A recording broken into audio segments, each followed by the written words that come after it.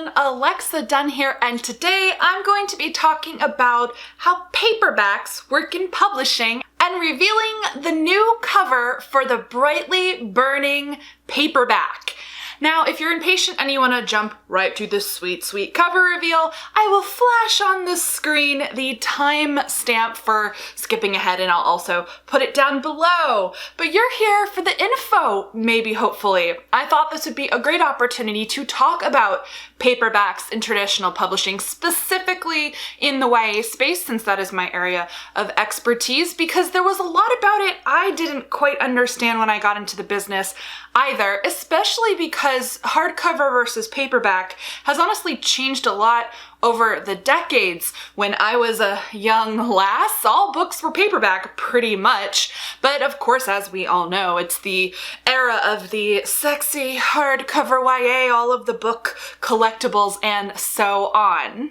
And in learning things about my own paperback release and recovering, I've just picked up so much information that I wanted to share with you so you know what to expect if you are pursuing traditional publishing in young adult fiction. So as I mentioned, the way that YA traditional publishing works is typically you get a hardcover initial release, though not every single publisher does this. Some of the smaller traditional publishers do paperback first, but typically your first release is hardcover. Then approximately a year later, but not always, which you're going to talk about, you get a paperback release.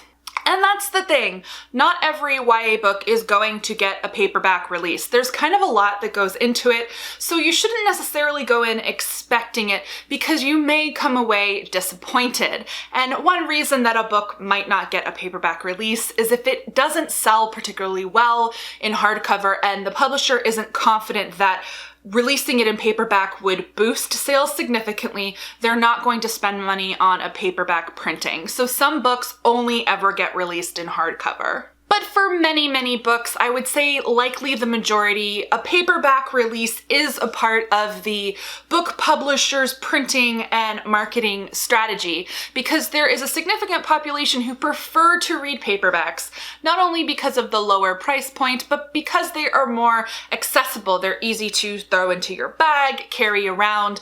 Paperbacks tend to do very well on the library circuit. Many teen readers prefer paperbacks. So the trade paperback publication is fairly common, which brings me to timing and covers. This is where it gets really complex and interesting. So generally speaking, if you see a paperback release less than a year since the hardcover release, usually, but not always, this means the hardcover really underperformed. This tends to indicate that a publisher is trying to essentially recover their losses, realizing that the readership just isn't reacting well to the hardcover and the higher price point, so they put out a paperback, usually with a new cover, at a lower price point to capture that commercial market. And very often this works. There are books that didn't do quite as well in hardcover that sell like hotcakes in paperback. And similarly, on the other end, some books aren't released in paperback for years. Sometimes this happens because the hardcover is selling so well that the publishers, who are a business, don't forget, don't need to release a paperback because people are happily snapping up the higher priced hardcover and they're making plenty of money. This is why some bestsellers don't come out in paperback for years. But as I mentioned, the sweet spot tends to be a year after the release of the book, or a publisher will simultaneously release a paperback edition of an author's previous work on the same publication day as their next book.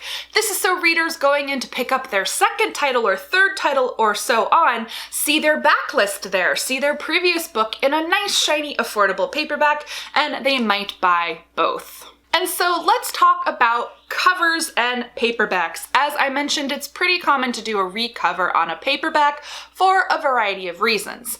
Now, sometimes there is the same cover on a paperback as the hardcover. Usually this happens when the hardcover cover is iconic. It's just instantly recognizable as the cover of the book, and the book has sold well in hardcover and they actually really want to carry that over into paperback. But more often than not, we do see recovers in paperback. And the reason reason for that is sales and audience. Sometimes it's that the hardcover didn't sell with the original cover, and the publisher thinks perhaps the cover contributed to lagging sales, but in other cases, it's a recover specifically for paperback because paperback really is a different consumer market. Paperback consumers gravitate towards different art styles and cover styles, especially younger and teen readers, but also kind of mainstream adult readers. They look for just different types of covers. And what that means really varies, but I've seen, for example, in YA, the hardcover is definitely trying to capture the adult part of the YA market, the over 50% of YA readers who are over the age of 18. So the covers might be more serious or dark, but then you'll get a YA paperback release, and that's when they're going to put a person on the cover or go with a much cuter, like, font style because they're actually trying to court a different readership. And then, of course, the other time where you see a paperback cover being completely different from the hardcover is if an author is lucky enough to get a movie or a TV series, and then you see those movie, TV, paperback tie-in covers. But generally speaking in the industry, when you see a recover on a series or a book, it typically means that the first cover wasn't getting the sales that the publisher wanted, and they want to try again to reach a new audience. This isn't a dirty secret or a bad thing. It's actually very, very common. Even books that sell quite well in hardcover might get a recover again to capture that different and potentially larger audience in paperback. Which brings me to my paperback release. I am so excited. I've been excited for a while because I have known for quite some time that I was getting a new cover for my paperback. And the primary reason for this is that, as you may know or may have noticed, the cover for my second book, The Stars We Steal, is a totally different style from the brightly burning hardcover. The cover market and trend has just changed, and it changes constantly, and it can change really fast, and it underwent a real shift in 2018. And so approaching the cover for The Stars We Steal as a 2020 release, as you've seen, my publisher went for just this the text treatment, this gorgeous text treatment on the title and the rose gold foil rose, going for a symbolic cover, a symbol cover. And so my publisher knew that they wanted to rebrand my paperback so it looked like a spiritual cousin or sister of my second book, because my publisher is simultaneously releasing the brightly burning paperback and the Stars We Steal hardcover, so that's going to be February 4th, 2020. Sorry, you have to wait. But it makes sense. They want readers who are going into the store to pick up The Stars We Steal who perhaps have never heard of me or Brightly Burning to go, oh, look, this one is also by her, because they're gonna look similar with the cover style and the colors kind of. They kept it purple, that's why I'm wearing purple, and I did my eye makeup purple. And there can potentially be sales off of that. So I had a lot of fun with this, and I had input into the new paperback cover. My publisher came to me to help with the brainstorming, which was, okay, the rose is the symbol for The Stars We Steal, and if you've watched my cover reveal for that, I told you all about how that came from The Bachelor. There weren't actually roses in my book, but then I added roses to my book, and I actually love that added kind of layer now. And we thought, okay, what is a symbol that would make sense for Brightly Burning?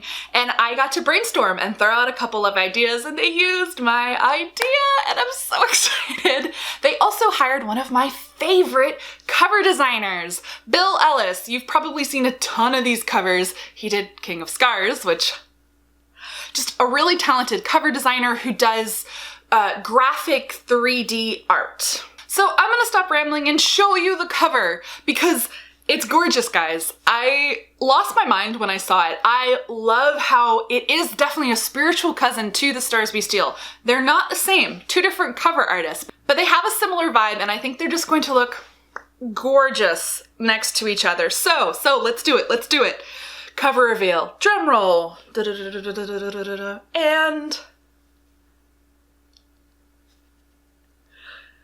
I love it, I love it, I love it, I love it. It's so purple and shiny, but it's a lighter purple than the hardcover. And no pink, but that's fine because I'm like going all in on this purple. Huge purple fan. I love the key. The key was my idea, and there's no keys in Brightly Burning because everything is a bio lock, like, or a push button.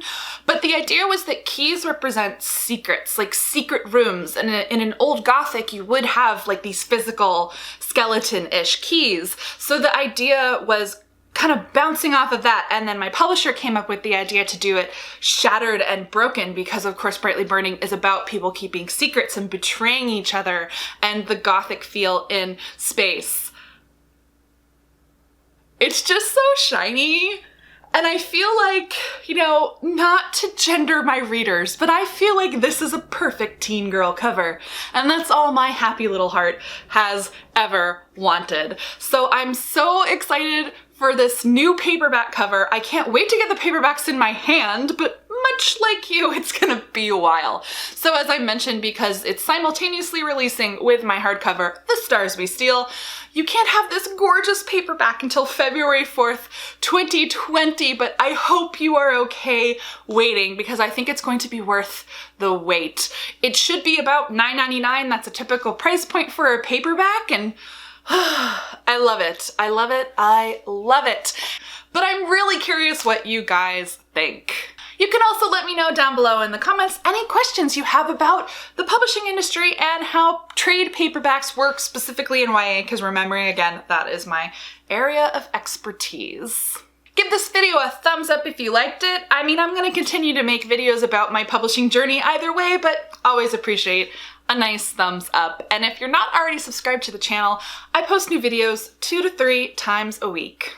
Thank you so much for watching, for joining me in this wonderful, joyous occasion and, you know, learning a little bit about paperbacks. And as always, guys, happy writing.